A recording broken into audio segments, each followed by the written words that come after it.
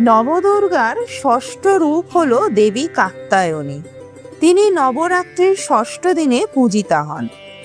মহর্ষি কাত্যায়ন দেবী দুর্গাকে কন্যা হিসেবে পাওয়ার জন্য কঠোর তপস্যা করেছিলেন, তাই তিনি কাত্যায়নী নামে পরিচিত। অন্য আর এক মতে মহিষাসুর বধের জন্য ব্রহ্মা, বিষ্ণু ও মহেশ্বরের তেজ থেকে মা কাত্যায়নীর জন্ম হয়েছিল। এই অবতারের প্রধান লক্ষ্য ছিল অসুর নিধন করা। দেবী কাত্যায়নী সোনা বা উজ্জ্বল লাল রঙের সিংহবাহিনী এবং 4 হাত বিশিষ্ট।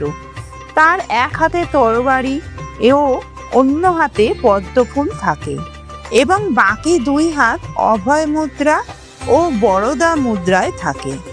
অবিবাহিত মেয়েরা ভালো স্বামী পাওয়ার জন্য এবং বিবাহে বিলম্ব হলে এই ব্রত পালন করেন। তিনি সাহস, শক্তি ও ধর্মের প্রতীক।